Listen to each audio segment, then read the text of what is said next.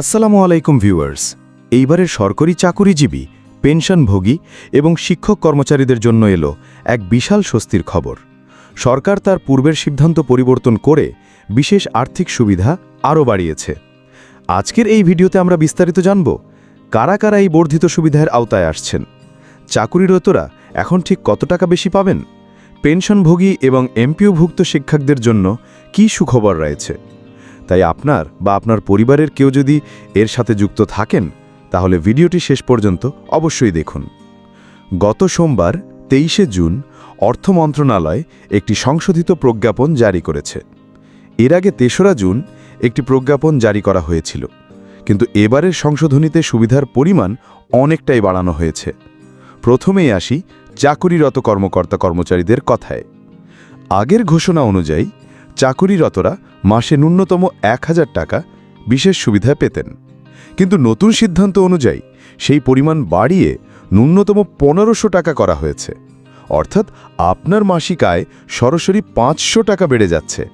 এই নতুন নিয়মটি আগামী 1 জুলাই থেকে কার্যকর হবে। এই সুবিধার আওতায় কারা পড়ছেন?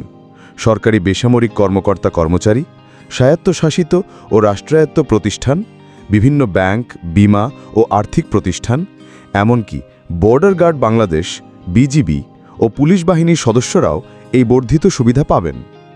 এবার কথা বলা যাক আমাদের শ্রদ্ধেয় পেনশনভোগীদের নিয়ে।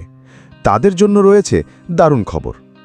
আগে যেখানে পেনশনভোগীরা মাসে সর্বনিম্ন 500 টাকা পেতেন, এখন থেকে তারা ন্যূনতম 750 টাকা বিশেষ সুবিধা পাবেন। তবে এখানে একটি স্তরবিন্যাস করা হয়েছে। স্তর 1, যারা মাসে 17,339 টাকা বা তার বেশি পেনশন পান, তারা মূল পেনশনের ওপর 10% হারে বিশেষ সুবিধা পাবেন। স্তর 2, আর যারা 17,338 টাকা বা তার কম পেনশন পান, তারা পাবেন 15% হারে। মূল কথা হলো, আপনি যে স্তরেই পড়ুন না কেন, আপনার মাসিক বিশেষ সুবিধা কোনোভাবেই 750 টাকার কম হবে না। এটি নিঃসন্দেহে একটি প্রশংসনীয় উদ্যোগ। কিন্তু সবচেয়ে বড় এবং গুরুত্বপূর্ণ ঘোষণাটি এসছে আমাদের শিক্ষক সমাজের জন্য, বিশেষ করে এমপিওভুক্ত শিক্ষক কর্মচারীদের জন্য। মাধ্যমিক এবং উচ্চশিক্ষা বিভাগ ও কারিগরি ও মাদ্রাসা শিক্ষা বিভাগের জন্য জারি করা আলাদা প্রজ্ঞাপনে বলা হয়েছে, বেসরকারি স্কুল, কলেজ, মাদ্রাসা ও কারিগরি প্রতিষ্ঠানের 9ম গ্রেড বা তার ওপরের গ্রেডের শিক্ষক কর্মচারীরা 10% হারে বিশেষ সুবিধা পাবেন এবং 10ম গ্রেড বা তার নিচের গ্রেডের শিক্ষক কর্মচারীরা পাবেন 15% হারে। আর সবচেয়ে গুরুত্বপূর্ণ বিষয়টি হল, সরকারি কর্মচারীদের মতোই এমপিওভুক্ত শিক্ষক কর্মচারীদের ক্ষেত্রেও ন্যূনতম সুবিধার পরিমাণ 1500 টাকা নির্ধারণ করা হয়েছে।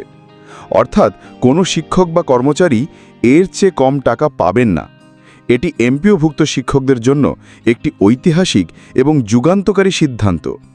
এর পাশাপাশি আইন ও বিচার বিভাগের জুডিশিয়াল সার্ভিসের কর্মকর্তারা 10% এবং অন্যান্য কর্মচারীরা 15% হারে বিশেষ ভাতা পাবেন। তাহলে সারসংক্ষেপ করলে যা দাঁড়ায়, চাকুরিরতদের ন্যূনতম সুবিধা এখন 1500 টাকা, পেনশনভোগীদের ন্যূনতম সুবিধা এখন 750 টাকা এবং এমপিওভুক্ত শিক্ষকদেরও ন্যূনতম সুবিধা 1500 টাকা।